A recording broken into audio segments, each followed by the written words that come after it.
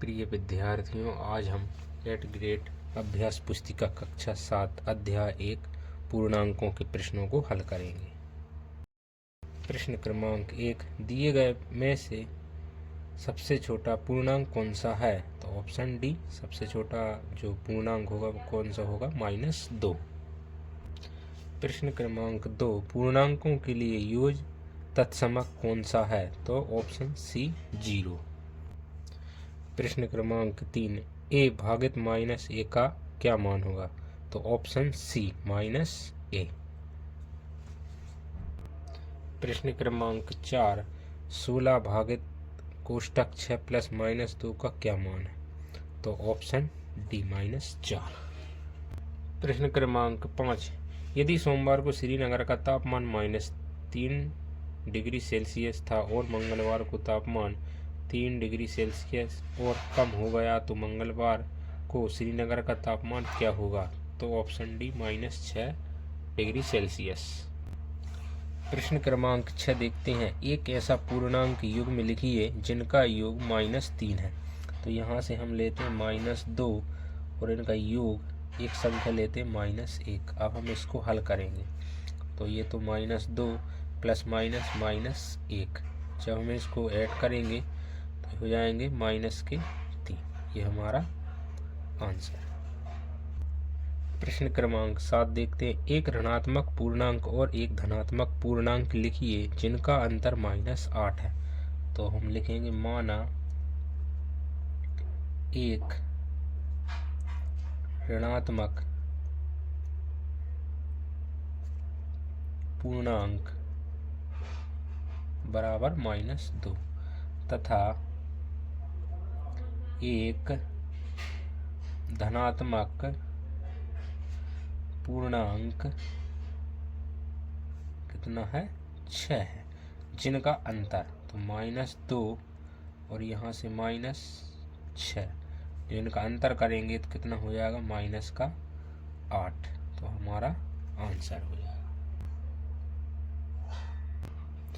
प्रश्न क्रमांक 8 देखते हैं, पूर्णांकों का एक ऐसा युग्म लिखिए जिसका योग 0 और अंतर 10 हो। तो हमें ऐसा एक युग्म देखना पड़ेगा।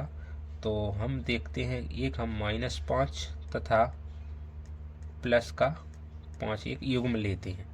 तो सबसे पहले हम इनका योग करेंगे तो -5 और प्लस का 5 कितना हो जाएगा? 0 हो जाएगा। अब अगला जो है क्या करना, इसका अंतर करना, मतलब कि हमें इसमें से इसको घटाना है। तो यहाँ से हम 5 में से -5 को घटाएंगे तो ये कितना हो जाएगा? प्लस, ये माइनस माइनस प्लस 5, तो जो इनका जो अंतर आएगा वो कितना आएगा? 10 आएगा। ये हमारा आंसर है। प्रश्न क्रमांक 9 देखते हैं, मान ज्ञात कीजिए -42 गुणा 12। तो हम यहाँ क्या करेंगे? इसका गुणा करेंगे तो एक ही माइनस है तो माइनस लगाते हैं। 12 दूनी कितना हो जाएगा? 24, हंसुलाई 2, 12 चौके 48 और 2 50, तो माइनस के 504 हमारा आंसर है। प्रश्न क्रमांक 10 देखते हैं, किसी पूर्णांक x के लिए -x इंटू एक्स किसके समान? तो हम यहाँ देखते हैं -x और यहाँ x, तो इसका जो आंसर आएगा -x हमारा आंसर होगा। प्रश्न क्रमांक 11 देखते, दोपहर 12 बजे तापमान 0 से 10 डिग्री सेल्सियस ऊपर था। यदि यह आधी रात तक 2 डिग्री सेल्सियस प्रति घंटे की दर से कम होता है तो किस समय तापमान 0 से 8 डिग्री सेल्सियस नीचे होगा? आधी रात को तापमान क्या होगा? तो हमें यहाँ पर दो चीज़ें बतानी है। तो हम सबसे पहले देखेंगे 2 डिग्री सेल्सियस तापमान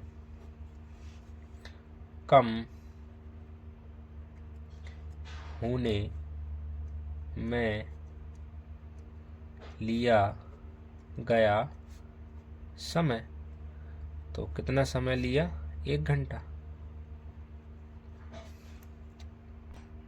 तो इसलिए 1 डिग्री सेल्सियस तापमान कम होने में लिया गया समय कितना हो जाएगा? 1/2 घंटे। ठीक है, अब हमें इसके आगे क्या करना है, अब हम इसका निकालेंगे। इसलिए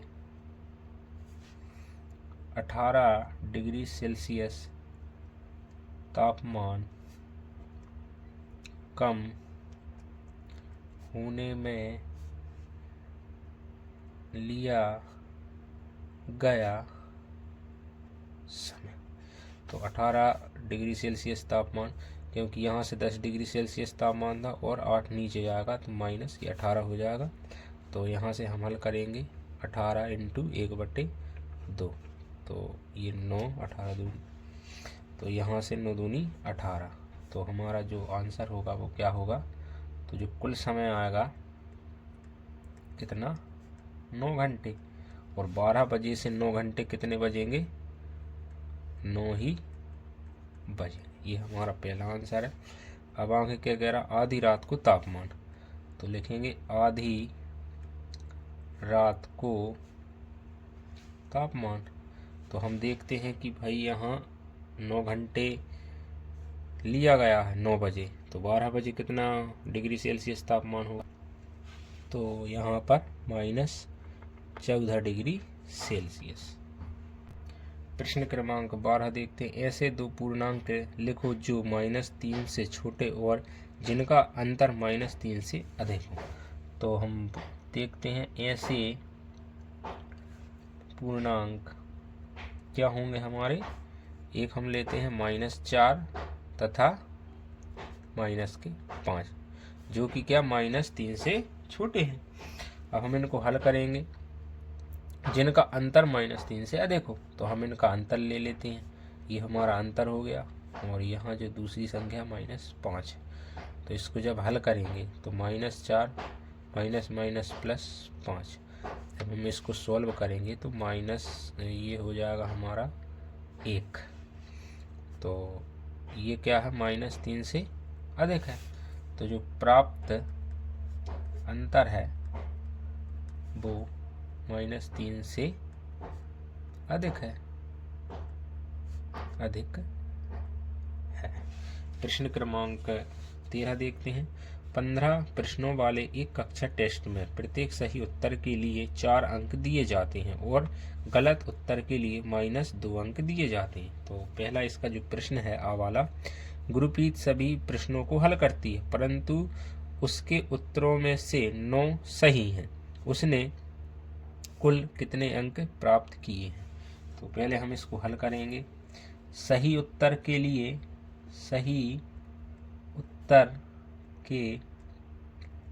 लिए प्राप्त अंक कितने मिलते हैं, 4। और गलत उत्तर के लिए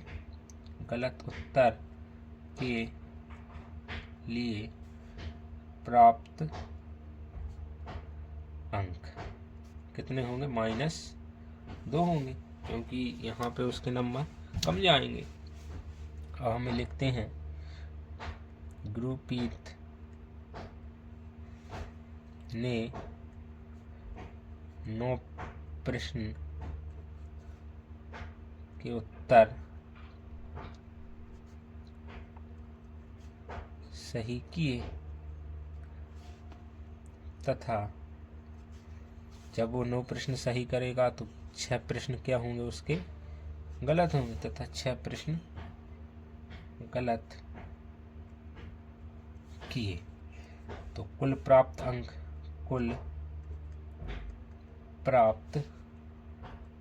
अंक हम यहाँ से प्राप्त करेंगे। तो 9 प्रश्न करेंगे 4 जब प्रश्न सही होता तो 4 अंक मिलता, तथा दूसरी स्थिति में 6 प्रश्न गलत करेगा तो यहाँ से इसको हम हल करेंगे।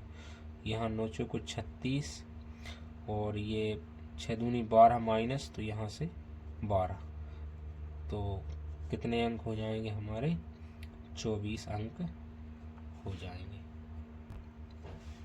तो यहाँ पर कुल प्राप्त अंक 9 गुणा 4 किया प्लस 6 गुणा -2, इसको हल करेंगे तो 36 - 12 24 अंक। अब दूसरी स्थिति में देखते हैं, ये आ वाला प्रश्न था, अब बा वाले प्रश्न को हल करेंगे। उसके एक मित्र ने सभी प्रश्न हल किए जिसमें से केवल 5 उत्तर सही है। उस मित्र के प्राप्त अंक कितने हैं? तो यहाँ लिखेंगे उसके मित्र ने 5 प्रश्न सही किए। जब वह 5 प्रश्न सही करेगा तो गलत 10 प्रश्न होंगे।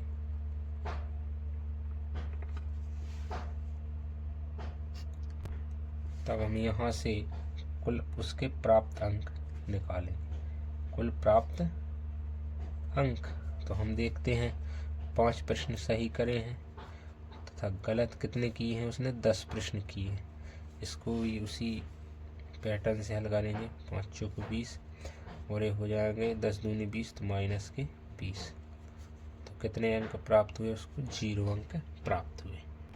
प्रश्न क्रमांक 14, एक बहुमंजिला इमारत में जमीन से ऊपर 25 मंजिलें हैं और प्रत्येक की ऊंचाई 5 मीटर है। जमीन के नीचे भी 3 तल हैं और प्रत्येक की ऊंचाई 5 मीटर है।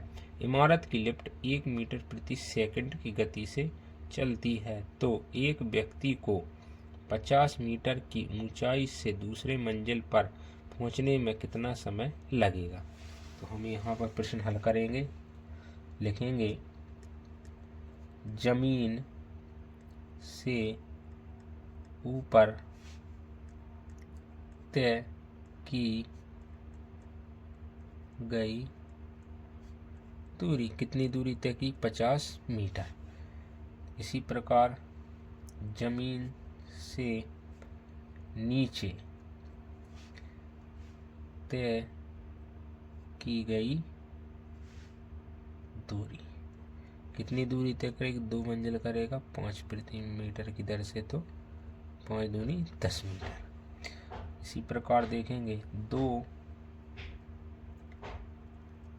मंजिलों के बीच की दूरी, तो 2 मंजिलों के बीच की दूरी कितनी है? 5 मीटर। अतः कुल दूरी कितनी होगी? अतः कुल दूरी तो 50 और 10 कितनी हो जाएगी? 60 मीटर। अतः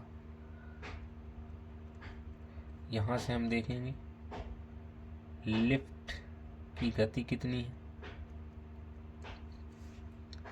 1 मीटर प्रति सेकंड। तो इसी अनुरूप हमारा जो आंसर होगा, अतः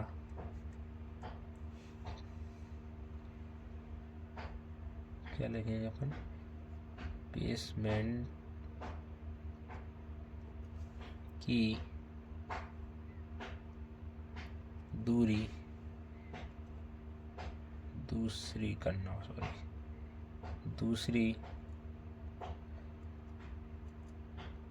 मंजिल तक पहुंचने में लगा समय, कितना समय लगा?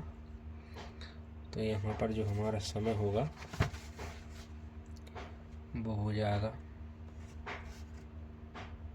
1 मिनट। तो हम इसे 60 सेकंड भी बोल सकते हैं। ये हमारा आंसर। प्रश्न क्रमांक 15 देखते हैं। पैटर्न देखिए और उसे आगे बढ़ाइए। इस पैटर्न को हम आगे बढ़ाएंगे। ये हो जाएगा -5 3 15, ये हो जाएगा -10, इसको हल करेंगे माइनस, फिर ये हो जाएगा 5 एकम 5 और इसको 10 प्लस 5, ये 5 शून्य 0, तो हम इसको करेंगे -5 प्लस 5, फिर अब तो ये होगा 0 प्लस 5, ये हो जाएगा 5 दूनी 10 और यहाँ पर 5 प्लस 5, इसको हम हल करेंगे 5 3 15 और ये हो जाएगा 10 प्लस 5। तो हमारी वीडियो को लाइक एंड चैनल को सब्सक्राइब करें। धन्यवाद।